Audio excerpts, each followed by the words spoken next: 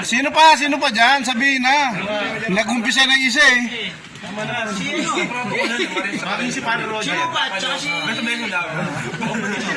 Sino? Ikaw! Good.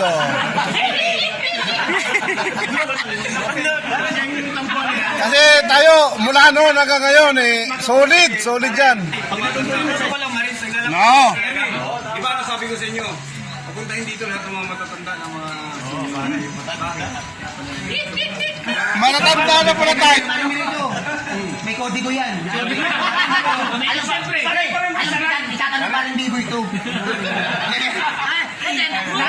Lagi yan naman eh. Tingnan mo hitay, nakasulat dito eh. Ayun yung nakasama ko. Hoy, kami tayo ha.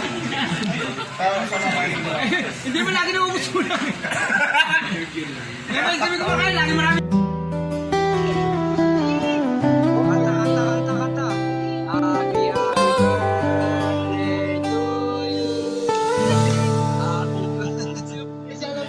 Gaano ba kadalas ang isang tulad mo ay makilala? Sa pagkatao mo ako ay tunay na humanga. Nasasabi ko yan hindi dahil wala ka na. Alam mo yan kahit noong ikaw ay nabubuhay pa. Isang karangalan nang sa akin ikaw ay makilala. Ang puso mo ay talaga namang dakila.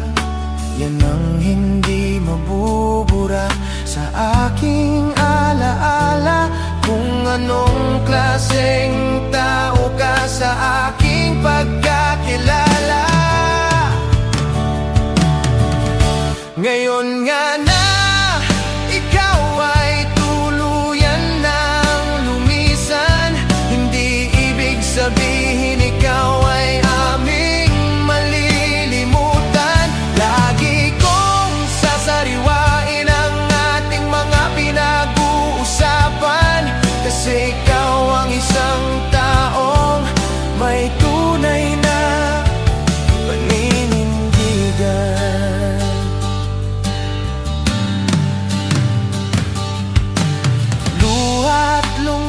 Ang bumabalot sa mga sandaling ito na natural lamang dahil sa halaga ng taong katulad mo.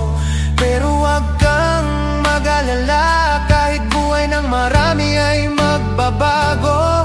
Sa iyong pagkawala maraming tao ang matututo.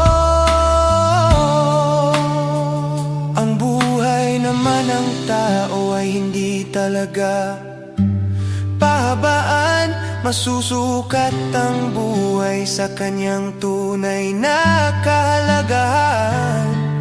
At ito ay patunay sa iyong tuluyang pamamaalam. Masasabi ko sa amin, ikaw ay isang naging tunay na kaanak, kapatid at kaibigan.